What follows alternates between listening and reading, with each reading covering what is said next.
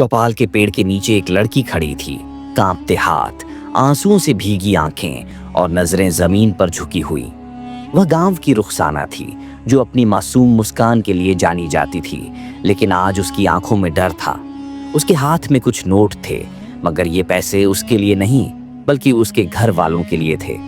रुखसाना का घर मिट्टी की दीवारों और टपकती छत वाला एक छोटा सा मकान था, जहां भूख और मजबूरी हर दिन मेहमान बनकर आते। उसका बाप मजदूरी करता था, लेकिन अक्सर बीमार रहता, और माँ की बीमारी तो जैसे घर का एक हिस्सा बन चुकी थी। तो छोटे भाई थे, जिन्हें रोज भूखा सोते देख उसका दिल रोता था। माँ, दवा के पैसे नहीं हैं, भाइयों के खाने के लिए कुछ नहीं, आखिर मैं क्या करूं? वह हर रोज यही सोचती। एक दिन जब वह गांव के किनारे बैठी थी, एक काली कार उसके सामने आकर रुकी।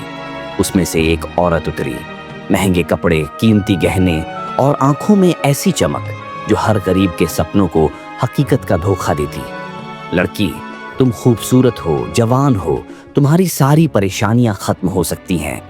रुखसाना ने हैरानी से देखा, जैसे किसी ने उसके दिल की बात सुन ली हो, मगर दिल में एक डर भी था। आखिर यह औरत कौन थी? वह क्या चाहती थी? बस कुछ दिनों के लिए मेरे साथ चलो, बदले में पैसा, इज्जत और एक नई जिंदगी मिलेगी। वह जानती थी कि यह सौदा आसान नहीं, मगर भाइयों की भूख, माँ की सिसकियाँ और बाप की टूटी हुई हिम्मत उसे हाँ कहने पर मजबूर कर चुकी थी। शहर में आते ही उसकी आंखें हैरत से फैल गईं। चमचमाती सड़कें, ऊंची इमारतें और वो रोशनी जो अंदर के अंधेरे को छुपा देती थी।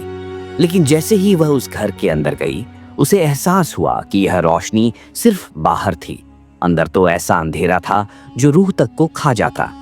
दरवाजा बंद था, चीखने की इजाजत नहीं थी, और बाहर वो दुनिया थी जो सब जानती थी लेकिन कुछ नहीं कहती थी। वह खुद को बचाने के लिए लड़ती रही, मगर मजबूरी कभी नहीं जीतती। वह रोती रही, मगर उसके आंसू यहाँ किसी को नहीं दिखते थे। कुछ महीने गुजर गए। पैसा तो था, मगर ज़मीर जख्मी था।